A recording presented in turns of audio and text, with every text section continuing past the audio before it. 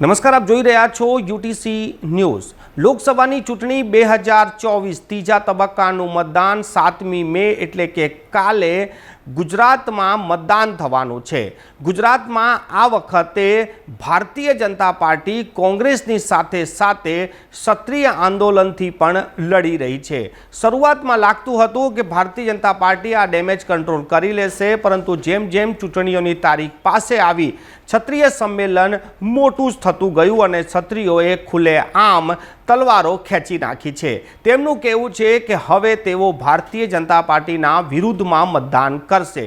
પરસોત્તમ રૂપાલા જે રાજકોટથી ઉમેદવાર છે, એક વિવાદિત નિવેદન કર્યા બાદ તેમને માફી તો માંગી, પરંતુ સત્રાણીઓનું કહેવું હતું કે માફી તો તેમને આપી દેવામાં આવશે, પરંતુ તેમની ઉમેદવારી રદ કરવામાં આવે।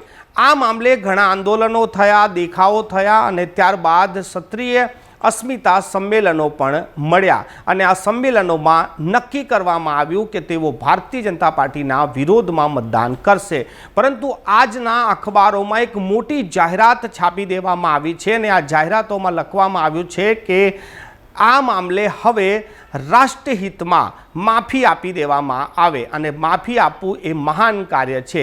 રાષ્ટ્રહિતમાં માફીની વાત સાથે આ જે જાહેરાત અખબારોમાં છાપી દેવામાં આવી છે, આ જે જાહેરાત છે તે ક્ષત્રિય આગેવાનોએ છપાવી છે કે પછી ક્ષત્રિય આંદોલનને તોડવા માટે આ પ્રકારની જાહેરાતો છપાવવામાં આવી છે। આજે આને લઈને પણ ખૂબ જ ચર્ચા સમગ્ર રાજ્યમાં ચાલી રહી છે। આ જાહેરાત દૈનિક પત્રોમાં છાપવામાં આવે છે, ઘણા ક્ષત્રિય નેતાઓના નામ લખવામાં આવ્યા છે, પરંતુ તેમના પદ કે કંઈ પણ લખવામાં આવ્યું નથી, માત્ર નામ લખવામાં આવ્યા છે।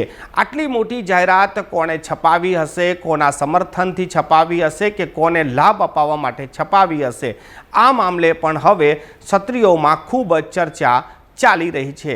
આ જાહેરાત અને આ મુદ્દાને લઈને આપ શું વિચારો છો, અમને કોમેન્ટ બોક્સમાં કોમેન્ટ જરૂરથી કરશો।